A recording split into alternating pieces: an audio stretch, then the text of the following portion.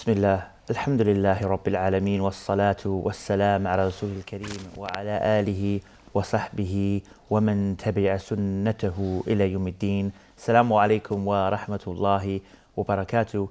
Welcome again to another episode of your weekly Islamic chat show, Guest of the Week, coming to you from Sharjah Broadcasting Authority. As always, I'm your host, Ismail Bullock. And today, inshallah, we want to continue talking, obviously, about Ramadan. So in this episode, inshallah, we're going to talk about what is the relation of taqwa, which will explain what taqwa is as well, in relation to Ramadan. And to do that with me is no stranger to the show, Brother Iyad. Assalamu alaikum, brother. Assalamu alaikum. Jazakallah khair for coming on. Barakallahu feek. Now, you probably have this on your points to mention, but I thought it's very pertinent to start off the show with that famous verse, Ya ayyuhal ladhina amanu kutiba alaykum as-siyam kama kutiba ala alladhina min qablikum la'allakum tattaqun.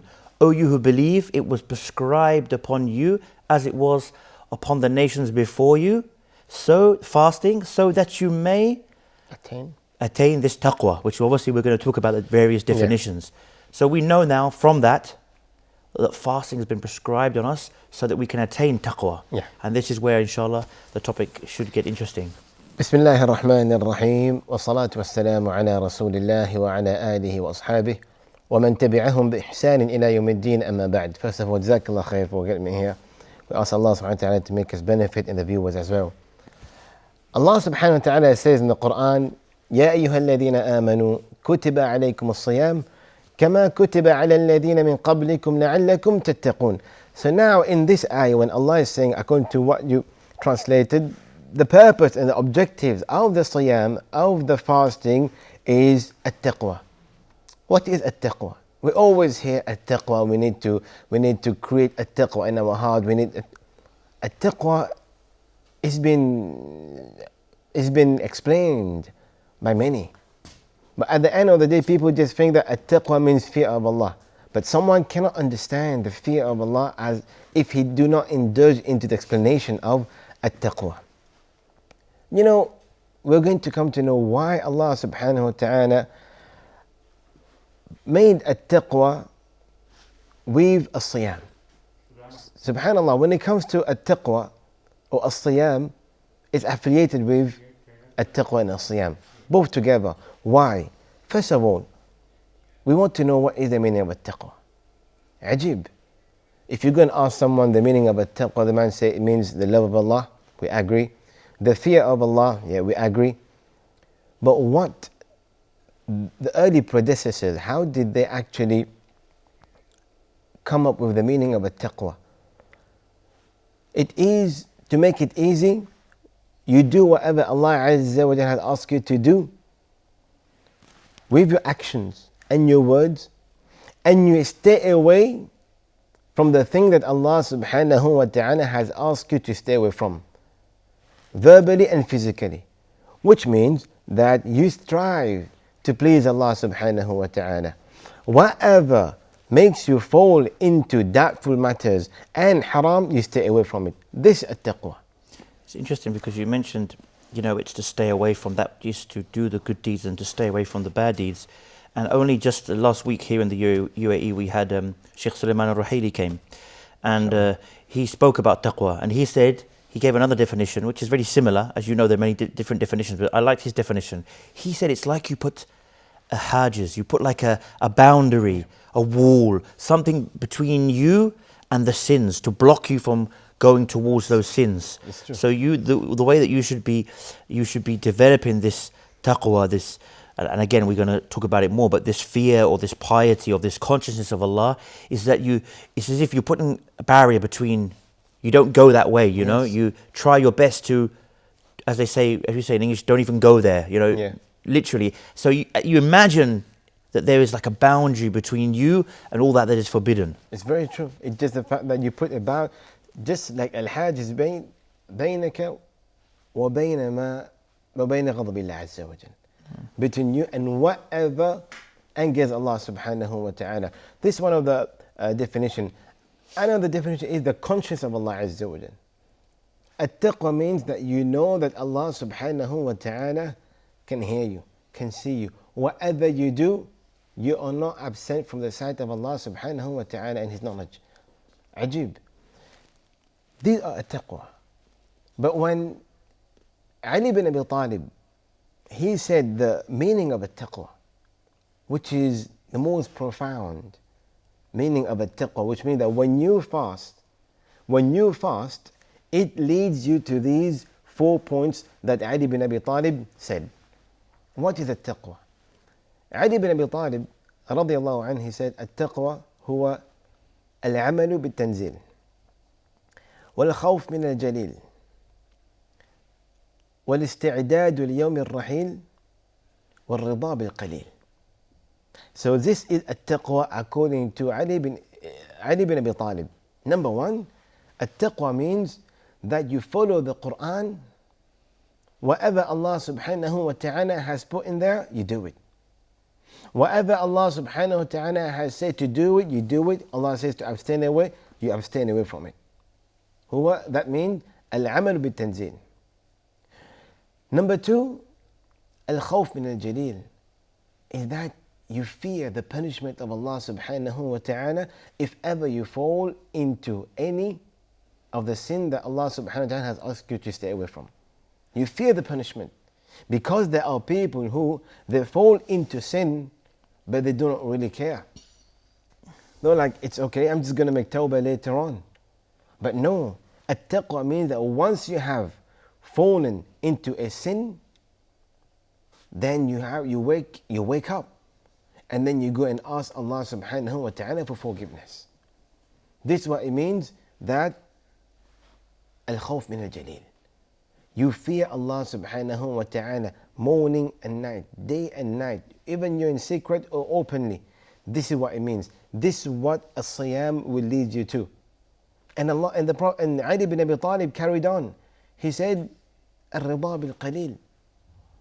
At-taqwa means that you are content with what Allah subhanahu wa ta'ala has proportioned for you. Allah Azza wa Jal has written for me to have this kind of salary, this wife, these kids. You are content with what Allah Azza wa Jal has given you. Poverty is never an issue to you.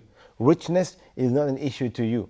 Your health, your wealth is never an issue. Why? Because you are content and you are pleased with what Allah subhanahu wa ta'ala has divided and proportioned for you.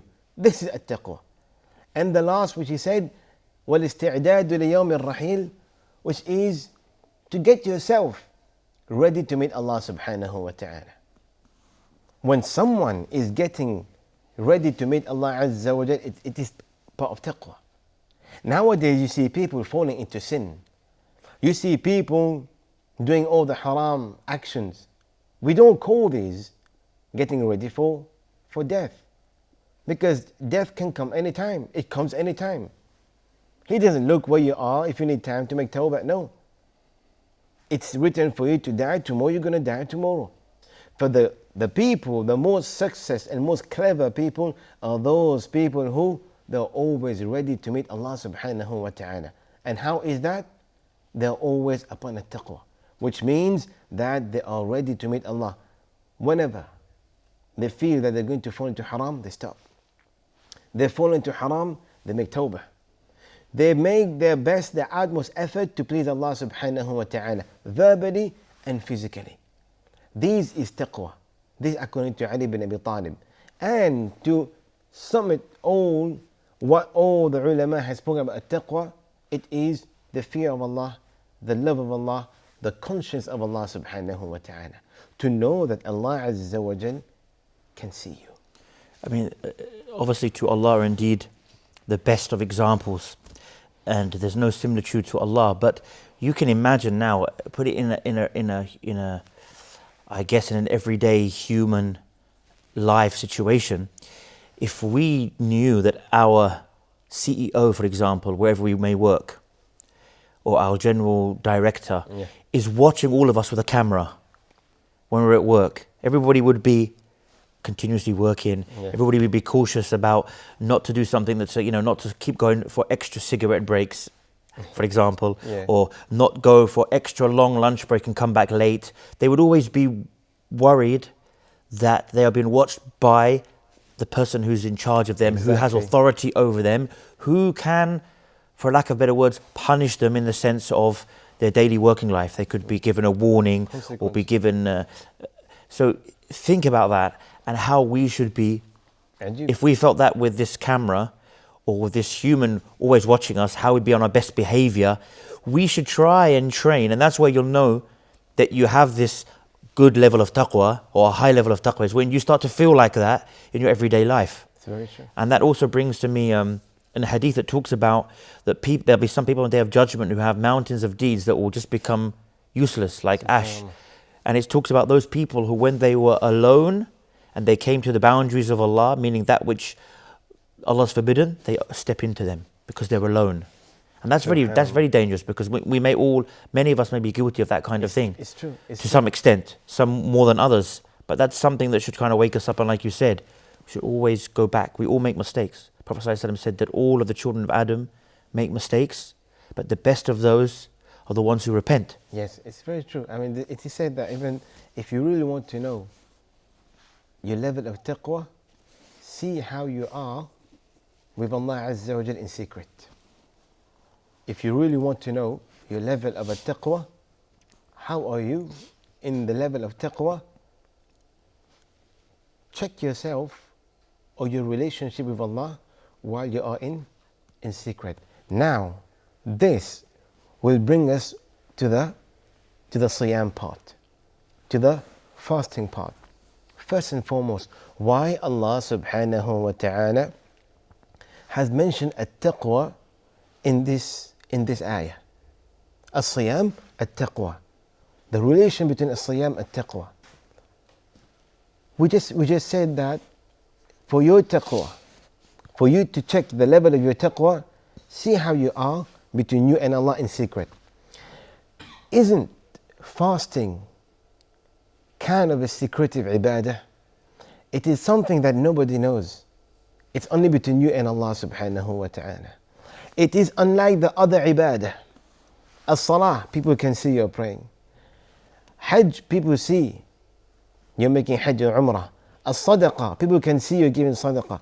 But as-siyam, it is between you and Allah subhanahu wa ta'ala. So now, why Allah subhanahu wa ta'ala relate at-taqwa with as-siyam is because when you do as-siyam, it is between you and Allah subhanahu wa ta'ala. It is called sincerity.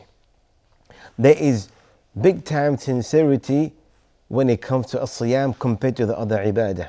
That is why it is affiliated, it is related with, that's why Allah related at-taqwa with as-siyam, because it is something to do between you and Allah subhanahu wa ta'ala compared to the other ibadah. That is why people may be thinking, why Allah spoke about at-taqwa? When it comes to siyam, it's because of this. This is number one. Number two, as-siyam, it teaches you how to control your desire. While you're fasting, there are halal thing or mubah thing that you were able to do before, but when you are fasting, you are staying away from it. Let's say you want to eat but you can't eat. You want to drink but you can't drink for the sake of Allah Azza wa Jal. Maybe you want to satisfy your biological needs with your wife, but you can't do because you're fasting. So now, when you are fasting, you're abstaining these things for the sake of Allah Azza wa Jal. It is building up your taqwa, which means after as-siyam, after Ramadan, it becomes easy for you to stay away from the sin. Just hold you on that point, inshallah. Join us after this short break.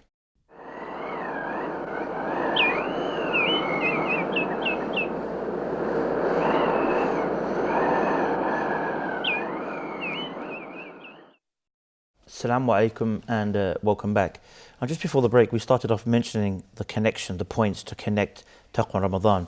And you mentioned, of course, that the fasting is really something solely for Allah. And it reminds me of the Hadith Qudsi, where Allah says that all of the acts of Bani Adam, all of the acts of the children of Adam are for us, like the salah, etc. But fasting is for me, as in Allah saying for Him, and I'm the one who rewards for it. Because it is, like you said, it is something that really You can't fake it like a person can pray Yeah. to keep the authorities happy, for example, or to keep his neighbors Kind of happy. show off, yeah. Just so that or just he doesn't really want to pray, but he thinks people will talk about me, look at this guy, Yeah. doesn't pray. So he just prays to keep them happy. And then he goes back to normal. But with the fasting, there's always going to be a time, no one's going to be watching him apart from Allah 24/7 or Yeah. the whole time he's fasting. So he always has that chance to sneak in his car, Eat something. go to the kitchen when no one's around and eat the food. So this really is testing Yeah. your taqwa and that connection between this is for Allah, Allah's watching me, Yeah. I need to fast. So this is something that It builds really, your taqwa, you could yeah. say it's like a very high level of sincerity and a very high level of judging your sincerity to Allah and your obedience to Allah / your taqwa, your consciousness, true. your piety, your fearing, your obedience of Allah. It's about your controlling of your desire. Simple. Which means that when Allah Azza wa Jalla is telling you to control yourself from food and drink and your biological needs, so now you are training yourself to stay away from the haram. Forget the haram. I mean, in Ramadan you're not going to do the haram things. But now, things that are halal for you to do usually, it has become haram for you now because you're fasting. So restraining yourself, controlling your desire of eating, drinking, now you're not doing that for the sake of Allah Azza wa Jal. So this what leads you towards at-taqwa, sincerity, number one. And then number two, controlling your desire. And it is actually building your taqwa now. لَعَلَّكُمْ تَتَّقُونَ. Here it is. Builds up your sincerity towards Allah, at-taqwa. It makes you control desire, at-taqwa. And then number three, it starts to make you care for others. You start being a considerate person. Now you start to consider the feeling of others. You start consider the needs and the wants of others. For example, if you want to be in Ramadan, you want to be fasting. How would you know the feeling of the less fortunate people? You wouldn't know.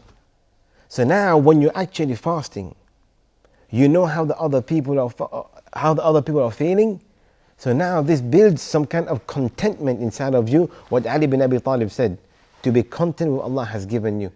So now when you are fasting, it's leading you towards one of the words of Ali bin Abi Talib, Ar-Rida bil-Qalil. So now it makes you start thinking, well, whatever I have to be thankful and grateful to Allah Azza wa Jal, because now I can feel how the people who are suffering from poverty, how they are feeling. And that reminds me of another hadith of the Prophet ﷺ. He mentioned don't look at those who are above you, but look at those who are below you. Meaning, if you don't look at those who are above you in wealth and provisions, because you'll never be happy. Because if you then became a millionaire, you're then going to be looking at the billionaires. It's and then true. you become a billionaire, you want to be a multi-billionaire, so you'll never be happy. But if you look at those who are below you, and you say to yourself, I may not have the most expensive car or the very biggest house, but there's so many people who don't even have a car, or don't even have a home, or have a very simple home that makes my house look like a palace, for example. So if you always look at those who are below you, like you were connecting this to the fasting, it makes you realize that there are people who feel hunger like this every single day. It's true. Then it makes you again have this rida bil qalil, Subhanallah. being content with the little. Yes. Whether you may have a lot, but you being happy It's with subhanallah. little. You don't make your aim and your goal to have everything. It's true. It's very true. But so this one, that now we come to know why Allah Azza connected as-siyam with a taqwa. So whatever we're doing, the reason behind that's why it leads you towards at-taqwa. لَعَلَّكُمْ تَتَّقُونَ, in order for you to attain piety. So the sincerity, the caring for others, and for controlling your desire, it leads you towards at-taqwa. It leads you towards, it shows you how you can attain at-taqwa even after Ramadan. So even the last one we could say, brotherhood love.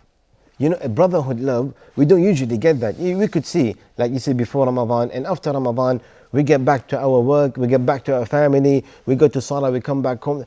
But in Ramadan, subhanallah, by the time we're breaking our fast, even though the whole day we've been tired, our tongue, our lips are all dried, but we are happy when we break our fast. Number one, we're happy because we're going to break the fast. Number two, because we're happy because we're going to enter the door of Ar-Rayyan and Yawm al-Qiyamah for Jannah. And number 3 is we are with our Muslim brothers. We can see like 100 and 200 of people together. So this builds brotherhood love or sisterhood love. Sometimes some people, they bring some food together, they share it. So sharing, I have to say sharing is caring. So brotherhood love and all that in Islam, Allah and the Prophet emphasize a lot about that. And you get that in Ramadan. You can see, look now it's Ramadan, at iftar time, you get people coming over. At Taraweeh, you go, you pray in the masjid. Masjid is full as compared to before Ramadan and after Ramadan.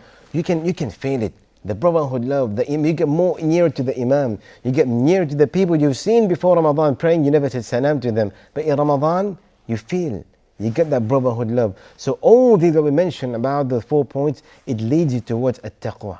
That is why Allah subhanahu wa ta'ala connected as-siyam with at-taqwa. Something that came to my mind as well that we see many people maybe fall into the mistake of they don't. Well, there's actually other mistakes we can definitely more important than this we can talk about, like not praying, for example, and fasting. But something that comes to mind is many people, they fast and they still talk, they still backbite, they still slander, they still swear. Yeah. They may even, if they're afflicted by music, listening to music with swearing and sing along to it, and just generally have the same kind of bad speech. And they think this is fine because I'm not eating and drinking. And it reminds me of the hadith, if I can remember correctly, where the Prophet ﷺ said, من لم يدع قول الزور وعمل به فليس لله حاجة أن يدع طعامه وشرابه. That whoever does not leave off false, vain, bad, idle speech and acting upon it, doing it, that Allah is in no need of him to leave his food and drink. Yeah. Meaning here that the whole idea, like we said, لَعَلَّكُمْ تَتَّقُونَ. Yeah. So if you're not fasting, if you're not eating food and you're not drinking, but you're backbiting the same as always, slandering, swearing, talking bad speech, lying, then what is the emphasis here in this hadith is that in reality, Allah doesn't need you to give up just the food and drink. The whole idea is supposed to be لَعَلَّكُمْ تَتَّقُونَ, so that you may improve yourself, you may become a better Muslim, you may obey Allah more. It's not just to make yourself hungry for health benefits, for example, or like you mentioned, which is important, to feel grateful. But again, feel grateful to what? Feel grateful to Allah. So even when you appreciate that the other people don't have food and you feel that hunger, it makes you be grateful to Allah. And being grateful to Allah is an aspect of having taqwa, thanking Allah. It's true. Ajib, so these are what we talk about. It's very true what you said. But those things that we mentioned is why Allah Azza wa Jalla related siyam with taqwa, fasting with at-taqwa, the conscience of Allah Azza wa Jalla. Like we said, sincerity, controlling your desire, being among the Muslim brothers, it actually make you content with what Allah has given you. These were why Allah Azza wa Jalla related siyam with taqwa. Now, Ramadan in itself, siyam in itself, there are things that you may do in Ramadan to enhance, to make your taqwa increase. These are the actions that you may do in order for your taqwa to increase, which we're going to explain now, inshallah.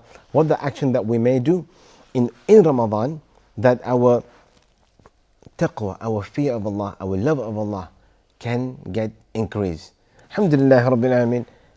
The first and foremost thing is, like how we mentioned in the beginning, we fast solely for the sake of Allah Azza wa Jalla. This is, once you do this, it increases your taqwa.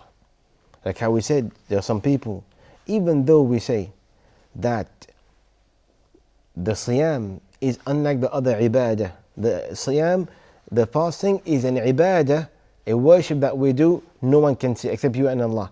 But even on top of that, there are people who fast in order to please other people. Some people, they fast because the whole class is fasting. Some people is fasting because they want to have because they've been invited for an iftar party, or because the whole country is fasting and have to fast. It's a culture. But no. The Prophet Muhammad said, "Man sama Ramadan imanan wa ihtisaba, غُفِرَ لَهُ مَا تَقَدَّمَ مِنْ ذَنْبِهِ. Now it's telling you about your taqwa. It's telling you about your sincerity. We mentioned first about the sincerity. Now Allah is saying, now whoever do that, sincerity, for the sake of Allah Azza wa Jal, expecting the reward from Allah, غُفِرَ لَهُ مَا تَقَدَّمَ مِنْ ذَنْبِهِ. Then Allah subhanahu wa ta'ala will forgive all his sin that he did before.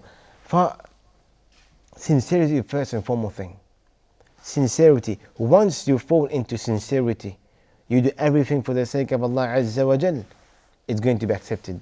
Remember that any action that you do without sincerity, it is rejected. إِنَّمَا الْأَعْمَالُ بِالنِّيَّاتِ.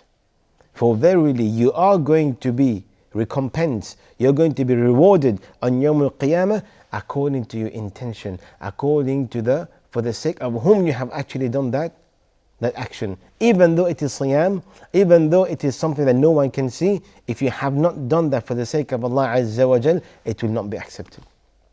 Ajib. And we can go into how our Quran in the month of Ramadan. Now, how we want our taqwa to increase in the month of Ramadan.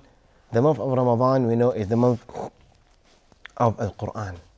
Inshallah, one of the episodes you can speak about that a lot. But the thing is, what we want to say about is the Quran, the month of Ramadan, is the month in which the Quran was revealed, is the month in which the Prophet Muhammad sallallahu alaihi wasallam would revise the Quran with Jibril twice. It is the month in which that each and every letter that we read, it gets multiplied.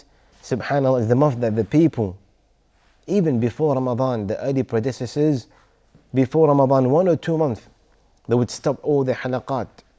The ulama, they were like, now they will start getting into the Quran, more into this. So especially the more time we have in Ramadan, because we know our heart is lying more towards the Quran, and we know that in Ramadan people read the Quran. So what we should do is read the Quran with understanding. Read the Quran with understanding. Don't be like the people who just read the Quran just for the sake of just finishing it and tell the colleague that finished 1 Quran and 2 Quran. No, but in that case, you're not going to benefit. You might get the ajr, but at the end of the day, it could be a fruit without taste. We want you to read the Quran, understand the Quran, implement the Quran, and teach it to others.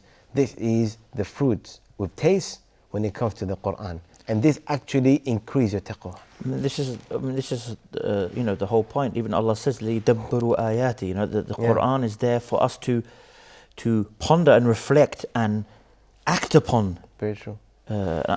Its verses, not just for the. And that's the thing that people, like you said, they make a mistake of reciting the Quran fast every day.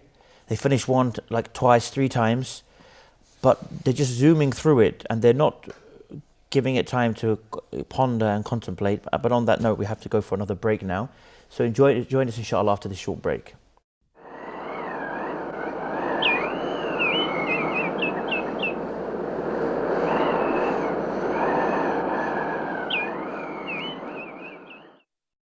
Assalamu alaikum and welcome back. Now, just before the break, we're just mentioning the importance of when reading the Quran. Yes. To ponder upon it and to reflect upon it, and not just to race through it. It's better for you to slowly read the Quran and understand its verses, even if you have a translation, if you don't understand the Arabic, even if you do understand the Arabic but you want the tafsir. It's better for you to do that and get an understanding and only finish half of the Quran in Ramadan. This is better for you to do this than to read Quran completely or 2 or 3 or 4 or 5 times. Yeah. Because like we mentioned, the ultimate goal of the Quran is for this tadabbur, for this pondering and this reflecting. Yeah. Which you cannot ponder and reflect upon something if you're just reciting the verses quickly or you don't understand what you're reading. So it's important to, and more rewardable as well for the person if they read a bit and then they understand, ponder upon the meanings of it. It's very true, because even if you think about it, when Allah Azza wa Jalla speaks about as-siyam, He finished the ayah with, He related the siyam with taqwa. And even we know very well when we read the Quran, Allah subhanahu wa ta'ala says, Alif Lam Mim, ذَلِكَ الْكِتَابُ لَا رَيْبَ فِيهِ هُدًى لِلْمُتَّقِينَ. This Quran is a guidance for those people who want piety, who want to have the fear and the love and consciousness of Allah Azza wa Jal. So reading the Quran, Allah says in the first verse of Surah Al-Baqarah, like everybody reads, is it leads you towards at-taqwa. So this is connecting to as-siyam. So that is why. So as-siyam لَعَلَّكُمْ تَتَّقُونَ هُدًى لِلْمُتَّقِينَ. And you know, this one is the guidance for those people who want at-taqwa. And for the siyam, so that you can have taqwa. So as-siyam and al-Quran, that is why. On Yawm al-Qiyamah, the Prophet Muhammad sallallahu alayhi wasallam said, the siyam and the qiyam will come on Yawm al-Qiyamah. And then they will say, Ya Allah, the siyam will say, Ya Allah, for verily I kept him from eating during the day, so I make shafa'ah for him. The Quran will say, Ya Allah, for verily I kept him awake during the night, so I make shafa'ah for him. He was reading me. So as-siyam and al-Quran, they lead towards, actually all the ibadah leads towards taqwa. But when it comes to siyam and al-Quran, Allah Azza wa Jalla reading there, it relates that with the taqwa. For subhanAllah, reading the Quran is not to be read only in Ramadan. Ramadan is a training for you, because remember, in Ramadan, we know that the shayateen are chained. The door of Jannah is open. The door of hell is closed. The shayateen are chained. So when they are chained, at that time you are training yourself, you build up your taqwa. Training yourself, because you have a big test from Shawwal until Sha'ban. The next 11 months, there's a big test coming. Shaitan is coming out on Eid day. So now in Ramadan, it is the time for you to prepare yourself. Get yourself pumped up in your iman. Get your taqwa increase. Your fear of Allah and your love of Allah Azza wa Jal increase, because you know once we see the moon of Shawwal, Shaitan will come out and start attacking us like how he did in Sha'ban. So now it is the time. So that is why reading the Quran, you're actually building a shield between you and Shaitan. So that's why you read it, understand it, and then you implement it into your life. Subhanallah. This is one of the actions that we do to increase our taqwa in Ramadan, as well as dua. Unfortunately, we found people, they fast. They fast, but you haven't seen them, or maybe ourselves. Forget about people. Because we've been so busy in our life, our daily routine, we forgot to raise our hand while we were fasting to make dua to Allah Azza wa Jal. The best time to make dua, you know, the Prophet Muhammad said, the dua of a fasting person until he breaks his fast, it is not rejected. Sometimes we feel that we don't even have time to raise our hand to make dua. Subhanallah, the dua, your dua, while subhanallah, your mouth is dry, your lips and your tongue are dry for the sake of Allah Azza wa Jal, you are calling upon Allah Azza wa Jal, He will answer your call. But unfortunately, men and women as well, especially before iftar, that's the time when your dua will be accepted. At that time we are busy, putting the food on the table, checking here, checking there, waiting. La. Making dua, it increases your taqwa. Ask Allah, Allahumma inna nas'aluka at-tuqa wal-'afafa wal-ghina. Allah, the Prophet used to say this. Oh Allah, we ask you for your piety. We ask you for you to put your consciousness in our heart. But that's the time we need to do that. If ever we are when it comes to dua, we are very lenient about it. I make dua only in witr. I make dua only whenever we want. Nah. Ad-dua. Dua, it is an ibadah. The dua, subhanallah, we could say it is your weapon to each and every distress and difficulties you have in your life. If in Ramadan you're not going to make dua, when you're going to make dua? Subhanallah, dua is very, very important, as well as charity. It has become a culture that people give their zakah in Ramadan. Which is not supposed to be the case, but some ulama say if you have put that into your condition of zakah, it's okay. But the thing is, we have to know that it is the month of khairat.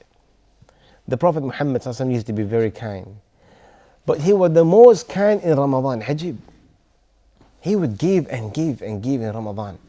He became more generous. He became more generous in Ramadan. So how can we follow the step of the Prophet Muhammad? Because this would be a taqwa. Charity. Ajib. One of the things that you would wish, if ever you were to be asked in the grave, you want to go back to the dunya, what would you do? You would say, Ya Allah, let me go back so that I can give more sadaqah. We have that in the verses in the Quran. It mentions that people will say back and say, I will become of those who prayed and of those who gave charity. Subhanallah. So it's in a very important Yes, thing to yes, subhanAllah. Those are the things that we should always get ourselves into. And then the Taraweeh prayers. We should get all these actions that we're talking about. They are the action that we need to do in order for us to attain a taqwa. Taraweeh, the prayer that you pray after Salat al-Isha. I mean, kathrat al-sujood. If you want to be near the Prophet Muhammad sallallahu alaihi wasallam yawm al-qiyamah, فَعَلَيْكُمْ بِكَثْرَةِ السُّجُودِ. Make lot of sajdah. So what did that mean? Like make lot of prayers. And in Ramadan, the prayer that you do, subhanallah, one sajdah you do to Allah subhanahu wa ta'ala, you are elevated one rank. One sin is being erased. Subhanallah, the more sujood you do, and this happened in Ramadan, let's do it. Some people will be like, oh no, come on, it's not farad, it's not wajib, it's okay, I'm not going to do the Taraweeh. No, it is. That's why it is there, in order for your taqwa to be built, for you to increase the taqwa. Because remember that the month of Ramadan is not same as the other month. It is the month in which shaitan has been chained. You can actually pray. You can pray, but if you do not want to pray, it's from your own kasal. It's from your own laziness. This is the time for you to build up this kind of things. And for example, the sunnah that you weren't doing before. There are many sunnah that we don't do. Let's say, for example, using the siwak. Maybe before Ramadan we weren't used to do. In Ramadan, let's use it. We are fasting, we're not fasting. We are fasting before iftar, after iftar. Let's use that. Let's try to put 2 or 3 sunnah in our life that we weren't used to do before. The sunnah before Fajr, the sunnah before Dhuhr, after Dhuhr, the sunnah before Asr, the sunnah after Maghrib, after Isha. If these kind of sunnah we never used to pray before, let's try to do it in Ramadan. Because remember, in Ramadan, we're not going to be stopped. If we don't do it from our own laziness. Maybe before Ramadan, from shaitan. But in Ramadan, you got no one to blame. Most of the time, you need to blame yourself first, your nafs. And then you blame shaitan. But now when it comes to Ramadan, there are the ibadah that open for you. You have the time. But you do not want to do it, then you need to blame yourself for this. So that's why the sunnah that are there, let's try to do that, like a siwak. Like for example, all the sunnah before salawat and after the prayers and stuff like, for example, walking to the masjid. You go to the masjid with a proper attire.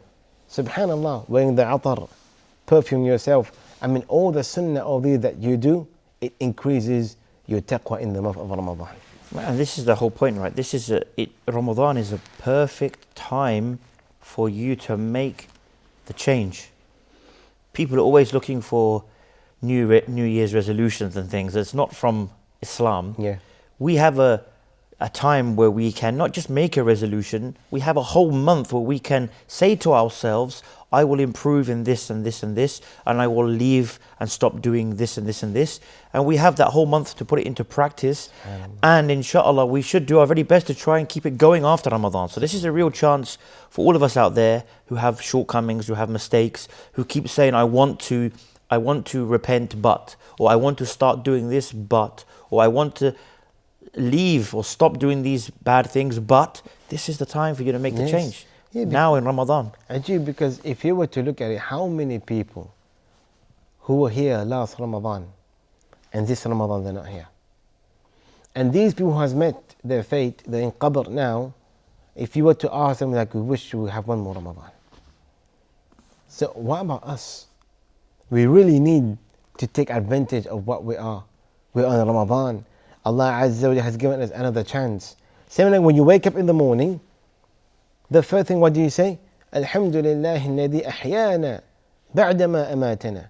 Because when you go to bed, you say, Allahumma bismika amutu wa ahya. Oh Allah, upon your name I die and I live. You go to bed because you do not know you're going to wake up or no.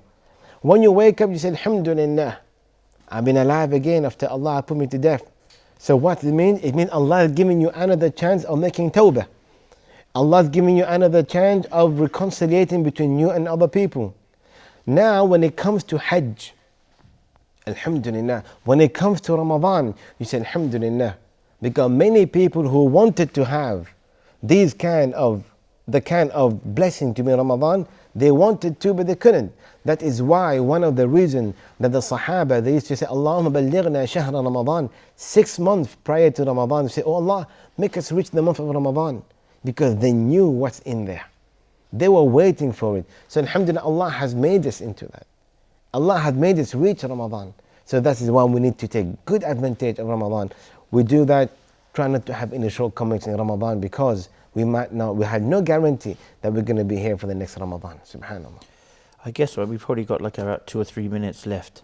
But what is the final, I guess, advice that we can give the viewers out there who maybe have tried in the past in Ramadan to make that change, but for some reason it started very well, and then after Ramadan ended, everything went back to normal? What can our advice be to those people?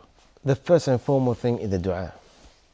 The dua, the Prophet Muhammad sallallahu alayhi wasallam, he would say, Allahumma ya muqallib al-qulub thabbit qalbi ala dinik.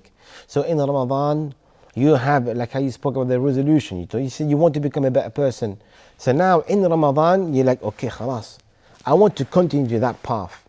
The path of loving Allah, of fearing His punishment, of being conscious of Allah Azza wa Jalla. I want to continue that. But then once Shawwal kicks in, Eid after Eid, you find out that the Iman is getting weak and weak.